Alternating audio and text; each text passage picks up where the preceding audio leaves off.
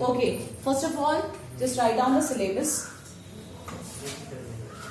Ma'am, Yes. for dark. I'm for dark. I wish please just keep quiet, huh? Syllabus for PT2. You're going to have your periodic test second. Yes, come. Physics the syllabus. I'm giving you the last 2 chapters. Okay? Because up to half yearly we have completed. हमने half yearly exams में light, electricity और magnetic effect of electric current का half लिया था. Remember 2.5 chapters were there in the half yearly syllabus. While in PT2 I am giving you full chapter जितना भी आपका syllabus में है, डिलीटेड syllabus को हटाकर magnetic effect of electric current. Ma'am PT2 कितने मार्क्स का होगा? 40.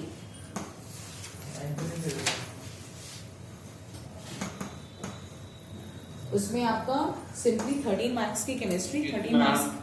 यस. मैम हमारा PT2 will be of 40 marks. After PT2 you are going to have pre-boards, right?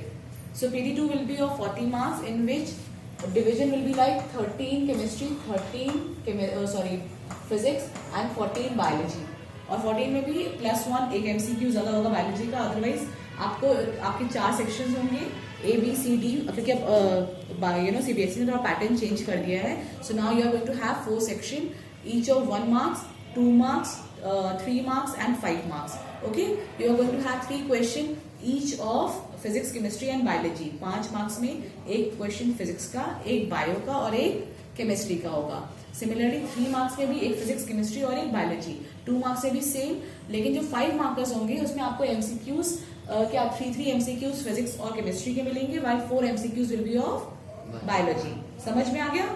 और इसमें आपको जैसा आपका बोर्ड का पैटर्न है उसी पैटर्न पे आपको असर्शन और रीजन वाले question, MCQs, true and false या जो भी एक short answer, very short answer type question होते हैं ना, VSAs, वैसे क्वेश्चन होंगे. Clear? On students on teams, is it clear? One word. One word or one sentence. Okay. For example, if I ask you that. No, ma'am, I was asking that.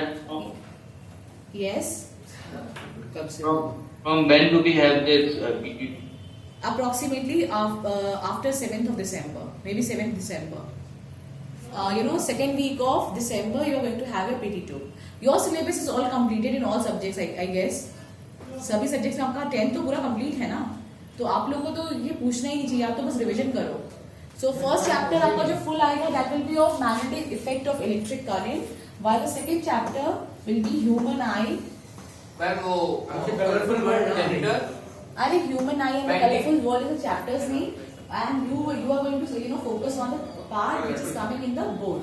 आपका deleted part आपको नहीं पढ़ना है, चाहे वो ये chapter हो क्योंकि इसमें भी आपका AC DC सब हटा दिया गया है, तो ये भी आपको भी नहीं पढ़ना है. और दूसरा इसमें भी आपको क्या नहीं पढ़ना है, ह्यूमन आई एंड डिफेक्ट्स, वो सब आपको नहीं पढ़ना है. यस, अभी हम डिलीट कर दिया गया है, तो हम 11th 12th में दिक्कत नहीं होगी ये सब करने में? ऐसा कुछ नहीं है, कुछ सोच समझ के डिलीट किया होगा. और अगर ऐसा कुछ होगा तो आपका जैसे स्कूल ओपन होगा तो आपके नेक्स्ट क्लास में वो चैप्टर इंक्लूड कर दिए जाएंगे. अंडरस्टूड? जो पार्ट डिलीट किया है वो आपको एक्स्ट्रा थोड़ा सा करके वो पढ़ा देंगे. आपका कुछ भी डिलीट नहीं हुआ है. प्लस माइनस होता है तो वो कहीं ना कहीं आपको जाके प्लस में हो जाएगा. ठीक है? Human I, electric Motors and the electric motor is in course. Electric motor, commercial electric motor, I have given the notes on all. तो ये सारे आने हैं, तो ये आप याद रखोगे. ठीक है? Human eye and the colourful world.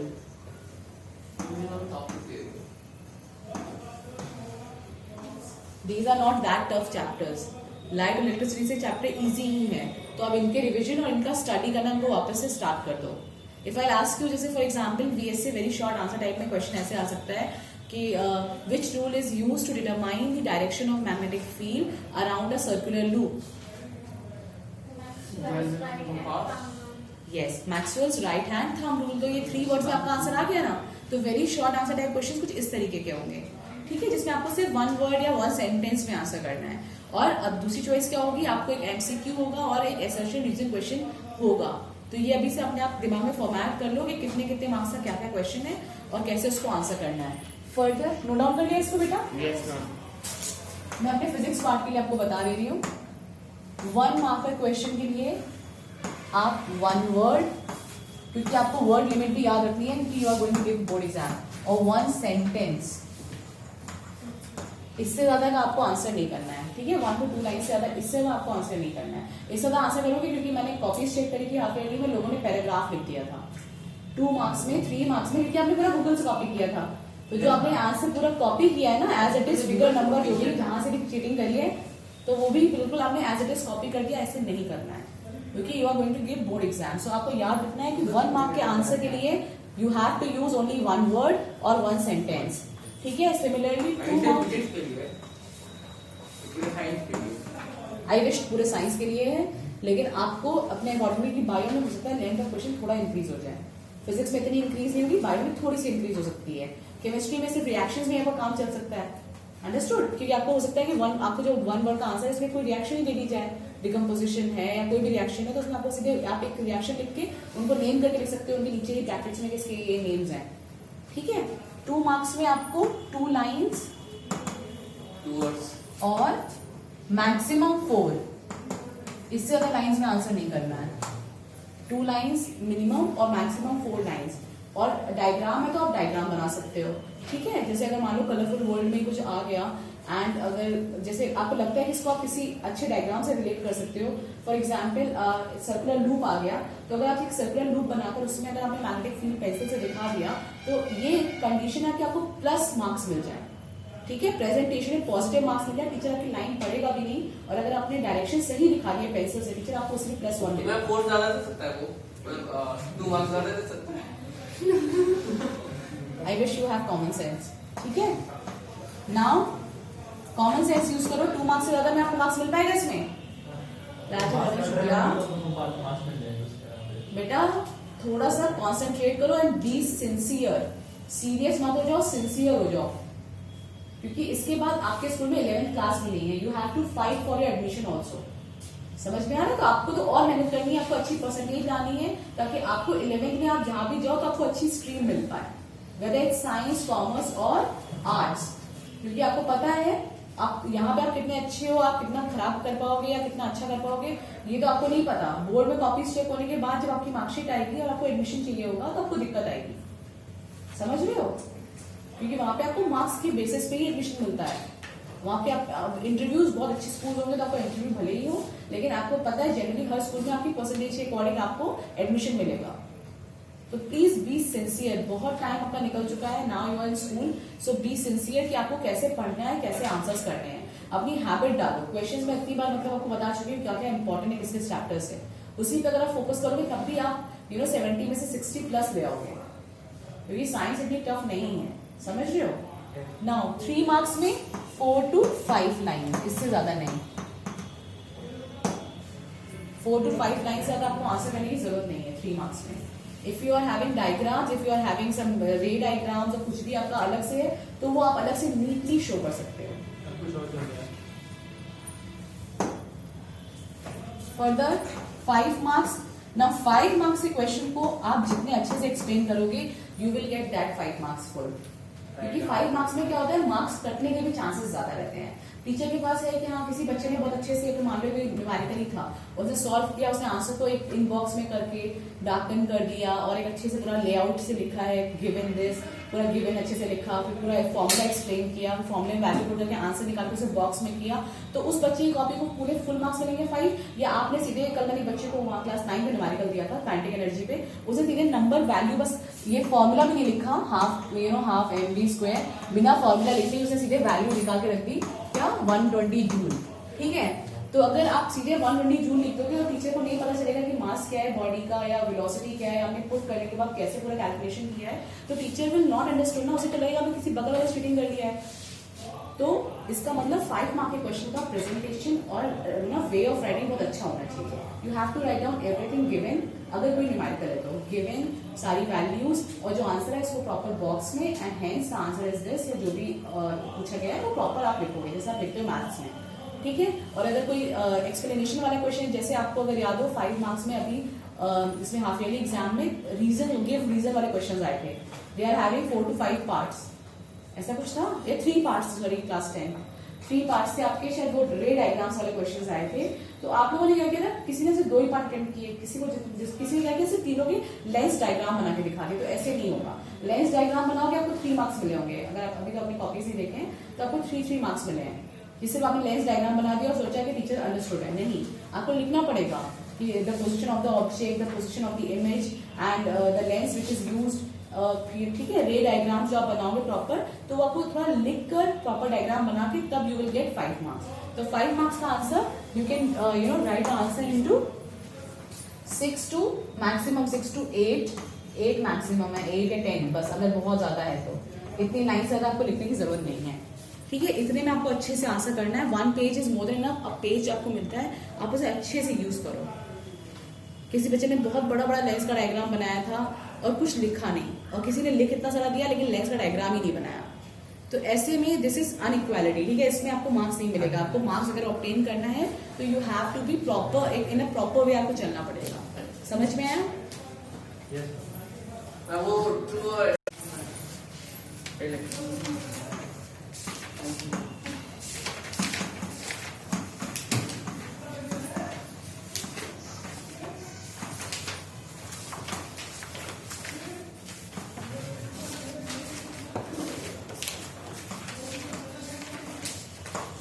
Okay, सो आपको पता है आपका हाफ ईयरली होना है, कलरफुल वर्ल्ड आ रहा है, उसमें भी आपका जो पार्ट एग्जाम में आ रहा है that is of colourful world वाला पार्ट। ठीक है, और उसमें आपके टॉपिक्स जो हैं रिफ्लेक्शन इसको, और हाँ, जब भी आप स्टडी करो, और this is one tip to you, अपना एक व्हाइट पेज पर टॉपिक्स लो, चैप्टर नहीं टॉपिक्स आ रहे जो भी हेडिंग्स हैं उनको लिख के अपने रूम के आगे स्टिक कर लो या आपके गेट पे स्टिक कर लो। सिमिलरली चैप्टर 2 के, और जो टॉपिक आपका होता जाए उसके आगे टिक करते जाओ। तो इससे एक आपको कॉन्फिडेंस मिलेगा कि हाँ आपके इतने टॉपिक्स हो गए हैं। और दूसरा, मैंने आपको बताया था जो क्वेश्चन उन टॉपिक्स पे आए हैं उन क्वेश्चन को अच्छे से लगाओ, तो आपका प्रिपेयर होता चला जाएगा बेटा। आपको फिर दिक्कत नहीं है कि आपको किसी और लास्ट मोमेंट पर किसी और बुक को देख रहे हो, किसी और कॉपी को देख रहे हो।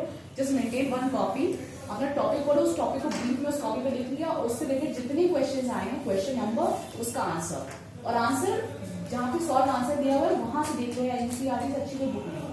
ठीक है, एनसीईआरटी में सारे क्वेश्चन दिए हैं। First topic was refraction of light through a prism. ये मैंने आपको कल भी दिया था क्वेश्चन करने को, एंड हम लोग कंक्लूजन पे भी पहुंचे थे दैट द इमर्जेंट रे deviates by delta angle from its path. जो इंसिडेंट रे थी वो क्या हो जा रही है, डेल्टा एंगल से डेविएट हो जा रही है। इमर्जेंट रे और incident ray are not parallel to each other as in the case of rectangular glass slab. आपके साथ प्रैक्टिकल मुझे कोई मिला नहीं, चलो कोई टीचर अगर मुझे दे देगा तो I just call him and आप लोग मुझे पहले बता दिया करो क्लास से पहले, ठीक है? तो मैं वहां से लैब से लेते हुए आ जाती हूँ। Next is dispersion of white light, dispersion of white light through a prism. ये बहुत इंपॉर्टेंट टॉपिक है, dispersion of white light. Refraction is also important, इस पे भी क्वेश्चन बन सकता है 3 मार्क्स में या 2 मार्क्स में। इस पे क्वेश्चन एक आपको पक्का मिलेगा डिस्पर्शन ऑफ व्हाइट लाइट में, बिकॉज इसके अंदर भी छोटे छोटे टॉपिक है like spectrum, what is spectrum, ठीक है? स्पेक्ट्रम ऑफ विजुअल लाइट्स में किसकी वेवलेंथ सबसे ज्यादा होती है, किसकी कम होती है, मैं सब बता चुकी हूँ आपको। Which light is having maximum wavelength? Red violet. 2 ही तो है, या रेड बोल लो या violet. Violet Just check, you are having your books, just check. Yes? Ma'am, red is having the maximum wavelength, whereas violet is having the maximum wavelength. Confirm? एक बार book खोल के देखो, मुझे बुक से कंफर्म करके दिखाओ। Which is having the most, longest wavelength and shortest wavelength. Which light scattered the most, students and teens? Violet और blue. अगर आपको याद है, आपको होराइजन पे जो सन, हाँ मुझे पता चल गया, होराइजन पे अगर आपको सन दिखता था, Violet light spread the most. Yes, violet and blue, not red. Violet and blue scatter the most, while red scatter the least. Red light बहुत कम स्कैटर होती है, that is why red light is use as danger signals. और वो red light हम लोग traffic में भी यूज करते हैं ताकि वो बहुत दूर से आपको दिख जाए, वेदर यहाँ पे कितना भी फॉग हो या कितने पार्टिकल्स होंगे, तो वो रेड लाइट जो आ रही है सिग्नल से वो स्कैटर नहीं होगी। और अगर वहीं पे अगर आप लोग ब्लू लाइट लगाते ना, तो पूरी जो इतना आपको फॉग दिख रहा होता है बीच में, वो सारा ब्लू कलर का दिखता, बिकॉज जो पार्टिकल्स प्रेजेंट है ना एटमॉस्फेयर में, वो सारी की सारी ब्लू लाइट को क्या कर देते, स्कैटर कर देते। और आपने देखा होगा अगर ग्रीन सिग्नल होता है तो ग्रीन आपको थोड़ा ब्लरी दिखेगा, लेकिन रेड आपको एकदम शार्प दिखेगा, क्योंकि रेड लाइट जो है वो ज्यादा स्कैटर नहीं होती है। और जो ग्रीन लाइट है, आपको विब्ग्योर याद है ना, तो ग्रीन मिड में आएगा, ग्रीन ना ज्यादा स्कैटर होगा ना ही ज्यादा मतलब प्रॉपर वेवलेंथ में रहेगा।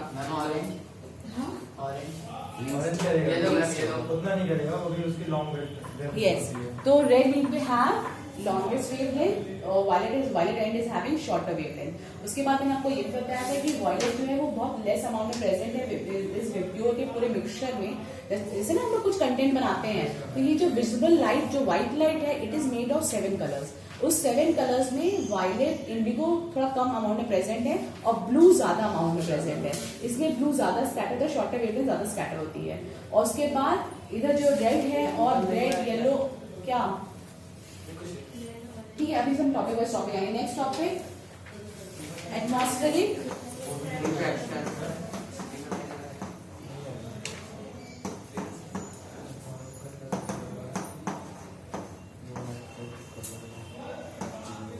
नाउ यू कैन अंडरस्टूड कि आपको जो more questions will be from atmospheric reflections में भी मैंने आपको 2 फिनोमिना बताए थे जो नेचुरल फिनोमिना है, and they are very important and that are based on atmospheric refractions. What are those phenomena, students on teams? Divya, Prateek, Harsh, बताओ बेटा, what are those phenomena that are present on atmospheric refractions? कुछ stars याद आ रहे हैं? Sunset and advance sunrise. Okay, advance sunrise and let sunset. आपको याद है ना कि एटमॉस्फेरिक रिफ्लेक्शन की वजह से अगर जब होराइजन से सन थोड़ा सा नीचे जाता है, तब भी लाइट रेज बेंड हो के आपकी आईज तक आती हैं, and you can see the image of the object. आपकी अगर आईज में किसी ऑब्जेक्ट से लाइट आ रही है, तो आप उस ऑब्जेक्ट की इमेज फॉर्म कर सकते हो। तो आपको लगता है कि सन अभी भी जो है वो क्या है, होराइजन के ऊपर है, तो आपको 2 मिनट पहले सन होना शुरू हो जाता है। Sorry, again speak again. Digital light can also be a phenomena based on scattering of light. No, I am asking about atmospheric refraction. I am not, asking about scattering, beta.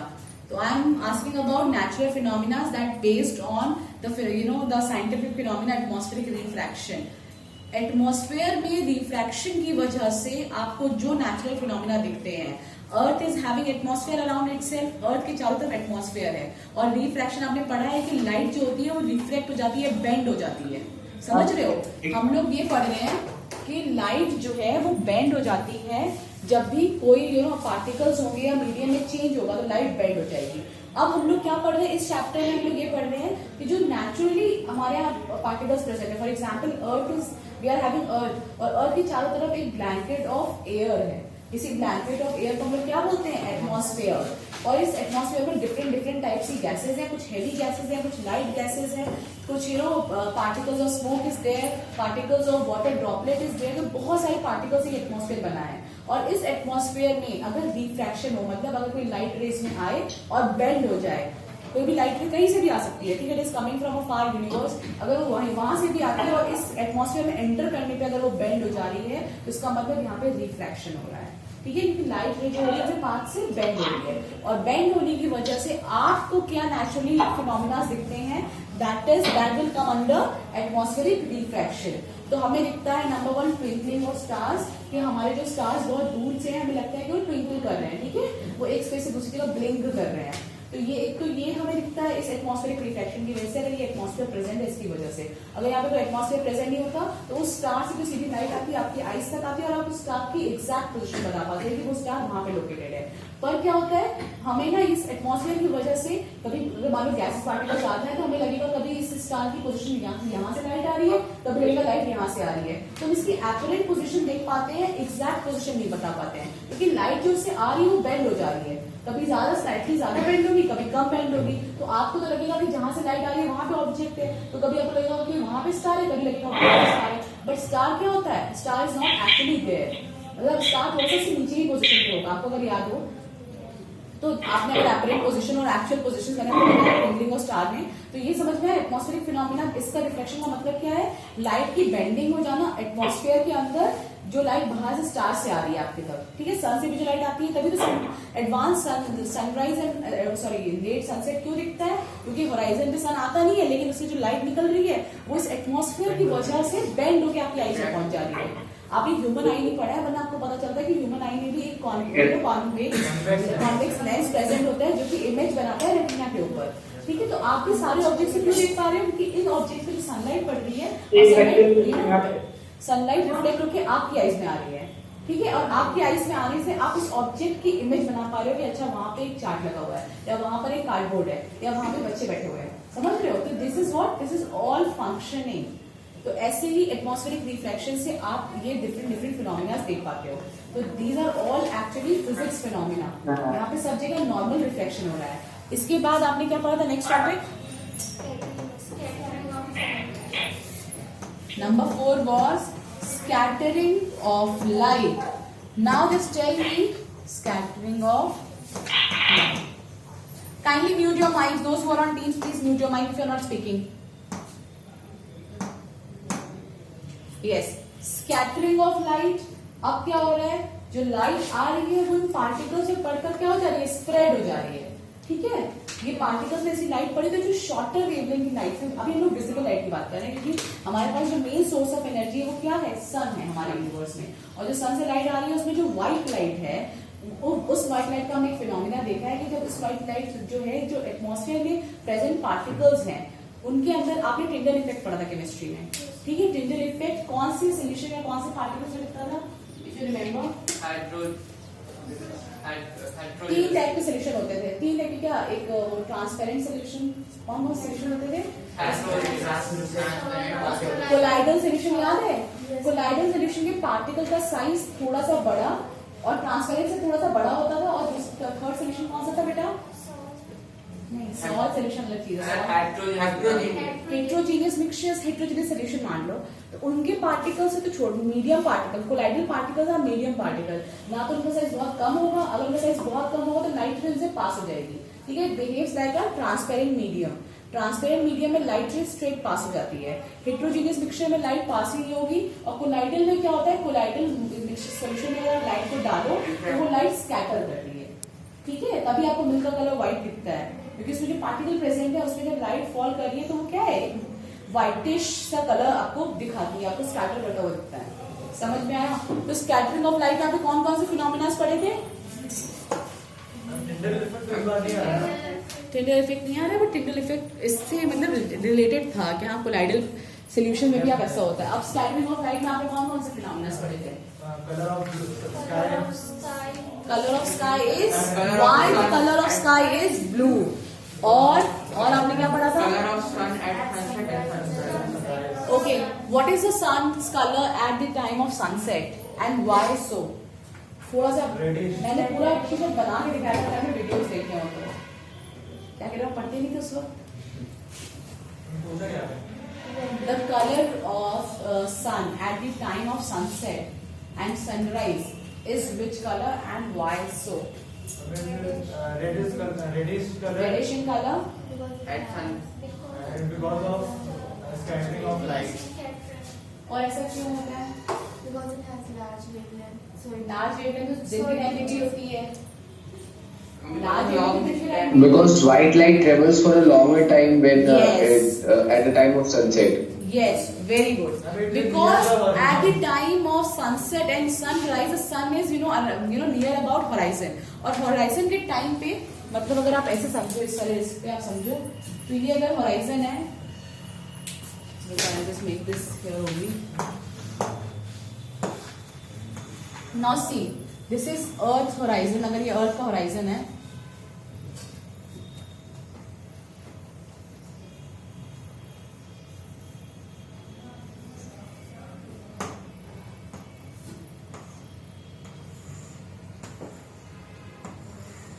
और सन यहाँ, जैसे जब तक होराइजन के पास, horizon के ऊपर सन रहेगा तो आपको दिखेगा, लेकिन अगर होराइजन थोड़ा स्लाइटली नीचे आता है and you are having, atmospheric है ना, एटमॉस्फेरिक रिफ्लेक्शन बढ़ा रही है,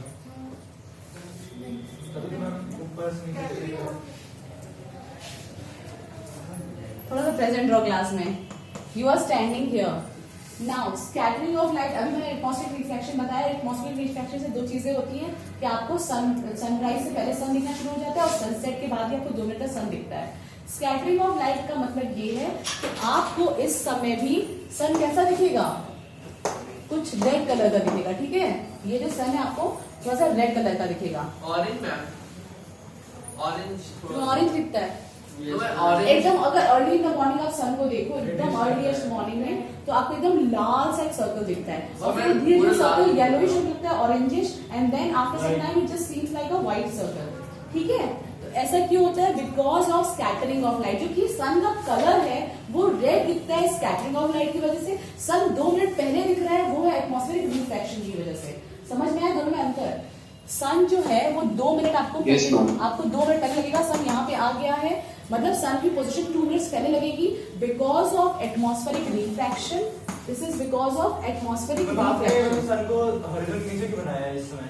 बिकॉज वो होराइजन के नीचे ही है, मतलब इट इज होराइजन के नीचे ही है, लेकिन इससे लाइट जो है या near about horizon, it is not very नीचे, but it is about you know slightly down the horizon, और अभी भी इससे जो लाइट रे है ये लाइट रे आपकी आईज तक पहुंच रही है, पर अब इनको क्या हो रहा है, लॉन्ग डिस्टेंस ट्रैवल करना पड़ रहा है, तो ये लॉन्ग डिस्टेंस जो ट्रैवल करना पड़ेगा, इस डिस्टेंस में जितने पार्टिकल्स आएंगे उन पार्टिकल से ये लाइट रे टकराते हुए जाएगी। अब इस लाइट रे आपको पता है कि व्हाइट लाइट है, it is constitute of 7 colours. अब 7 कलर्स में इसमें क्या प्रॉपर्टी होती है, जिस अब ये जो पार्टिकल्स है ना यू नो अर्थ के एटमॉस्फेयर में, वो सारे पार्टिकल्स का जो साइज है वो स्कैटरिंग के लिए यू नो एक्यूरेट है। आपने अगर पढ़ा हो इसमें, अगर आपको बताया था स्कैटरिंग ऑफ लाइट, प्लीज अच्छे से पढ़िएगा, पेंसिल से लेकर ये जो चैप्टर है ना, इस चैप्टर के सारे आंसर्स आपके एनसीईआरटी में है, इसके लिए आपको किसी और बुक में जाने की जरूरत नहीं है, just read NCERT very thoroughly, अच्छे से रीडिंग करनी है पेंसिल से, और नोट्स बनाने हैं खुद से, ठीक है। पॉइंट वाइज पॉइंट जो आपको इंपॉर्टेंट लग रहा है, ये आपका होमवर्क है, ये 2 to 3 डेज जो आपको मिल रहे हैं ना, इस बीच में सैटरडे संडे मिल रहा है, आराम से आप यही काम करोगे। फिजिक्स में बस एक टॉपिक उठाओगे, small small dispersion, atmospheric and scattering of light, ये तीनों टॉपिक आप एनसीईआरटी से अच्छे से पढ़ोगे, ठीक है। और आपको सारे इंपॉर्टेंट पॉइंट नोट डाउन करने, अंडरलाइन करते हैं, क्योंकि इस बार जो क्वेश्चन आएंगे वो कॉन्सेप्चुअल होंगे। अब सुनो क्या होता है, कलर जो है लाइट का वो रेड क्यों, वो सॉरी सन का जो कलर है वो रेड क्यों दिख रहा है, वो इसलिए दिख रहा है कि जितने अदर कलर्स हैं लाइट के, मतलब ये जो मान लो ये पार्टिकल था, ठीक है, ये एटमॉस्फेयर का एक पार्टिकल था, see it is a smoke particle, और यहाँ पे बहुत सारे ऐसे पार्टिकल्स हैं, कोई H2O का मतलब सॉरी कोई O2 का पार्टिकल है, ओजोन लेयर प्रेजेंट है, O3 का पार्टिकल हो गया, ऑक्सीजन का पार्टिकल हो गया, क्लोरीन का पार्टिकल हो गया, there are so many gases, सबके पार्टिकल्स हैं, बहुत सारे पार्टिकल इस रास्ते में आएंगे।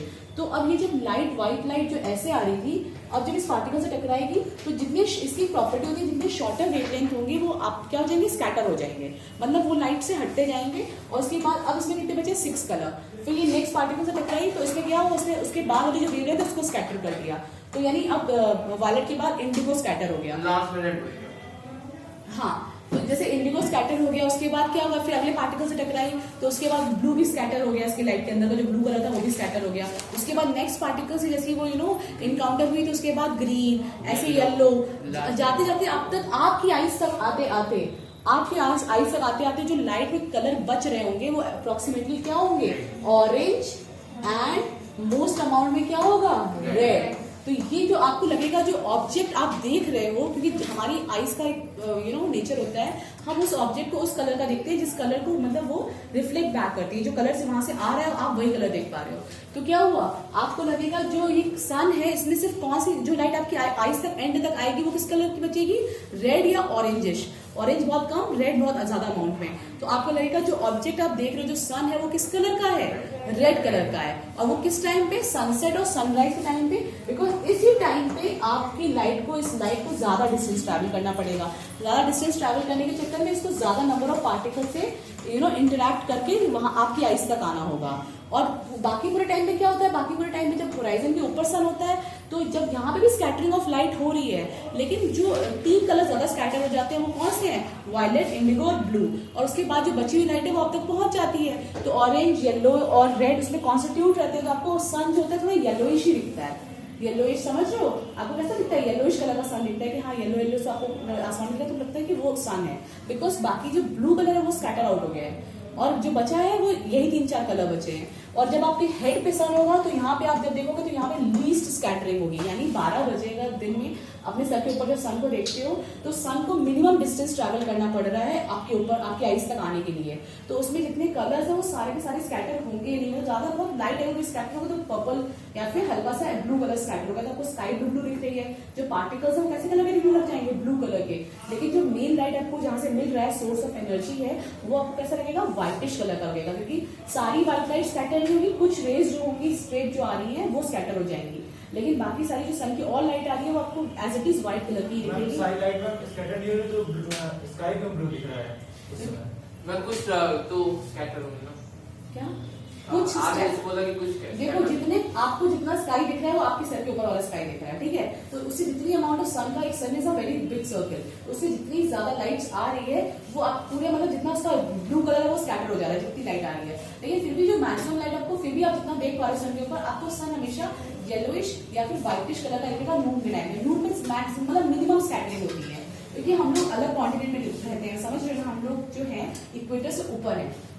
अगर आपने ज्योग्राफी थोड़ी पढ़ी हो तो हमारी पोजीशन में भी ये थोड़ा सा डिपेंड करता है कि आप किस कॉन्टिनेंट में किस पोजीशन के अकॉर्डिंग। इक्वेटर पे सबसे ज्यादा गर्म होता है क्योंकि इक्वेटर में बिल्कुल सीधी लाइट रेस पड़ती है। अब अगर आप वही साइबेरिया या उस तरफ जाओगे रशिया साइड में तो वहाँ पे लाइट और घूम कर आएगी, तो वहाँ पे नाइट टाइम ज्यादा होता है, डे टाइम कम होता है, आपको इतना सन देखने को नहीं मिलेगा, क्योंकि समझ रहे हो, क्योंकि वहाँ पे सनलाइट ऑलरेडी बहुत ज्यादा बेंड होके आ रही है या अर्थ रोटेट भी कर रहा है। पर हमें मेन 3 चीजें समझनी थी, वो समझ में आई कि नहीं? एक तो ये पोजीशन आपको सन पहले क्यों दिखता है? एटमॉस्फेरिक रिफ्रैक्शन की वजह से, क्योंकि सन की पोजीशन आपको लगता है क्या है, लाइट अभी भी आ रही है किसी ऑब्जेक्ट से और वो ऑब्जेक्ट क्या है अपनी पोजीशन से ऊपर कहीं पर है। और दूसरी स्कैटरिंग ऑफ लाइट का मतलब क्या होता है? जस्ट वेट, सब स्कैटर हो जाएगी और आपकी आइस से कौन सा फाइनली कलर पहुंचेगा? जो मतलब जिसकी वेवलेंथ मैक्सिमम होगी और जो पूरा लंबा डिस्टेंस ट्रैवल करते हुए आ रहा है। शॉर्टर वेवलेंथ की सारी लाइट रेज बीच रास्ते में सब पार्टिकल से टकरा के स्कैटर हो जाएंगी। So this was the scattering of light. इसके बाद भी कोई टॉपिक है? नहीं, बस यही 3-4 टॉपिक है आपके यही 4 टॉपिक से ही सारे क्वेश्चंस बनने हैं। समझ में आया? Now I am giving you some questions, note it down. Excuse me, ma'am. Yes बेटा। Ma'am, Yes. the Beta, your voice is not clear. Just say one word by word. Ma'am, board is not visible. Board is not visible this way.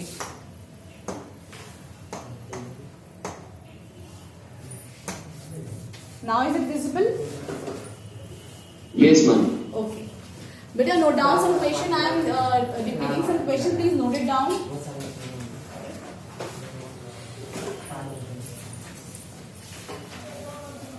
Yes, ma'am. Please tell me.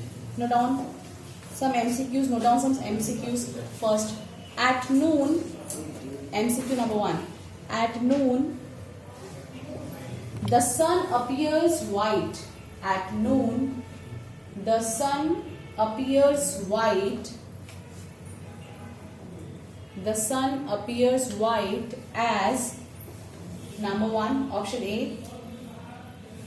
Light is least scattered. Light is least scattered.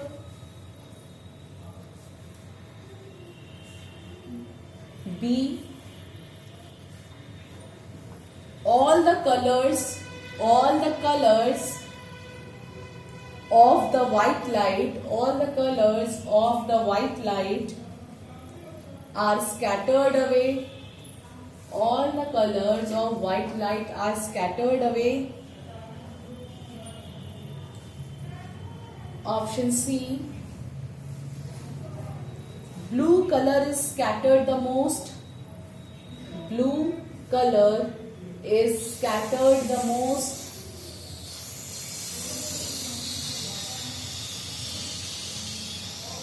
And option D, red color is scattered the most. Red color is scattered the most. According to you, which one is the correct option? Just raise your hand. Option A, ma'am. Okay, option A is correct. समझ में आया? आपको बहुत सारे option उन्होंने दे रखे थे, लेकिन आपको समझ में, अगर मैं इसी क्वेश्चन में पूछ लूं why the colour of sky is blue, options are same, तब कौन सा ऑप्शन करेक्ट होगा? Blue colour is Option C. Scattered most. Very good. Now note down the next question. Yes. Splitting of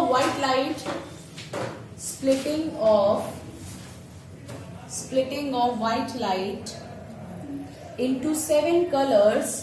Of what? Splitting of white light into 7 colors on passing through a glass prism. On passing through a glass prism is due to. I am just giving you a fill in the blank. Is Dispersion of. Ma'am. Dispersion of light. Yes, good. Passing through a glass prism is due to. किसकी वजह से होता है? Options were given: dispersion, refraction, scattering and reflection. तो आपको खुद से, अगर आपको करेक्ट आंसर पता है तो आप ऑप्शन अपने आप निग्लेक्ट कर देना, ठीक है? Now note down the next question.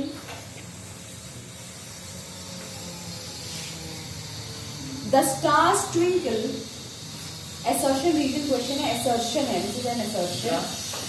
Assertion reason question है ये वाला. We are having an assertion. The stars twinkle while the planets do not. ये क्वेश्चन बहुत इंपॉर्टेंट है कि प्लैनेट्स क्यों नहीं स्कैटर करते हैं, और आपकी कॉपी में इसका आंसर एक प्लैनेट क्यों नहीं ट्विंकल करते हैं. इसका क्वेश्चन का आंसर आपकी बुक में ही दिया हुआ है. हाँ, बहुत मोटा मैंने अंडरलाइन भी कराया था बुक में उस समय भी, तो उसको प्लीज आप लर्न कर लो. वो क्वेश्चन तो आपका बनेगा ही बनेगा. ओके, इसमें रीजन लिखो. Note down the reason of this assertion. The stars twinkle while the planets do not. While the planets do not. Reason is given: the stars are much bigger. The stars are much bigger in size. The stars are much bigger in size than the planets. Assertion is correct. Reason is Wrong. wrong. Or is it a Wrong. correct explanation, or क्या है ये? When the atmospheric action. R is not correct explanation of A. Yes, R is not the correct explanation of assertion. Now, note down the next question. ये भी assertion reason question है. ज़्यादा तेज तो नहीं है. Note down. Blue color of sky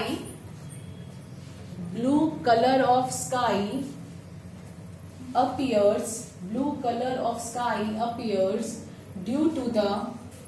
due to the scattering of blue color. Last boy, note it down. अभी मैं आ रही हूँ कॉपी देखने. Blue color of sky appears due to scattering of blue color. Reason, note down reason. Reason is blue color has the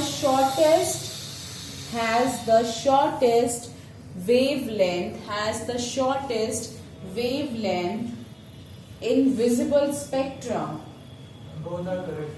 And तो correct explanation क्या होगा? A.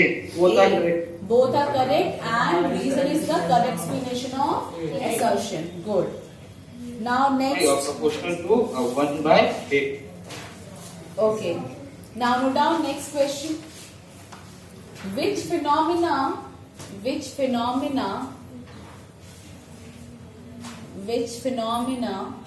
is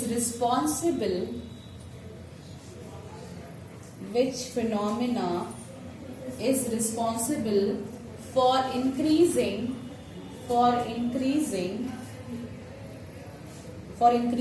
the apparent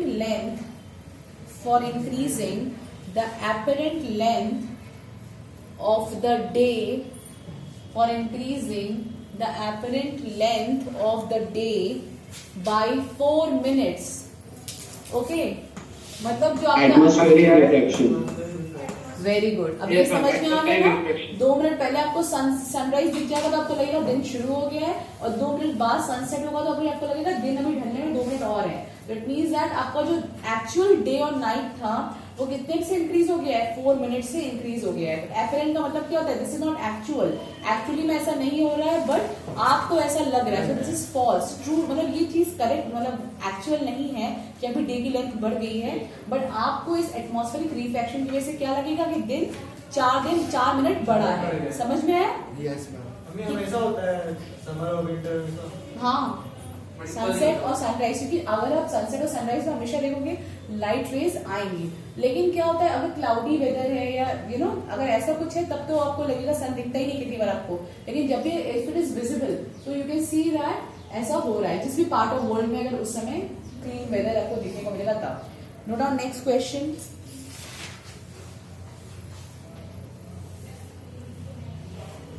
similar questions ही हैं. चलो देखो. Why do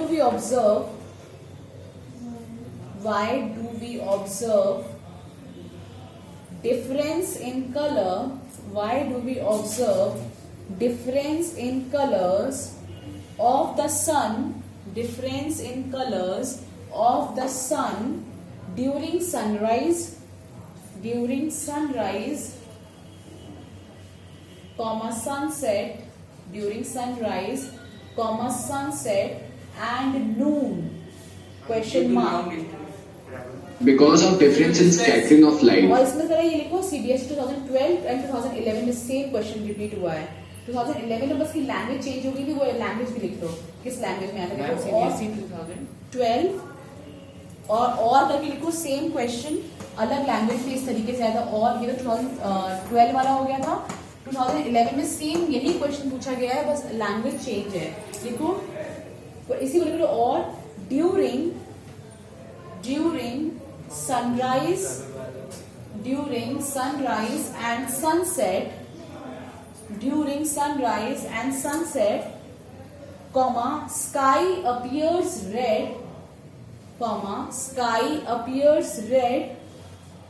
while during the day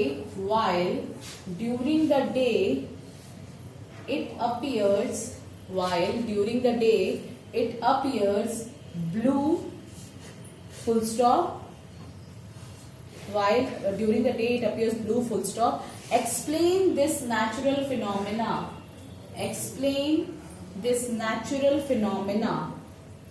Clear? So this question came in 2008. Which one? I am just repeating the same question. Note it down. During sunrise and sunset, sky appears red, while during the day it appears blue. Full stop. Explain this natural phenomena. This question came in 2011.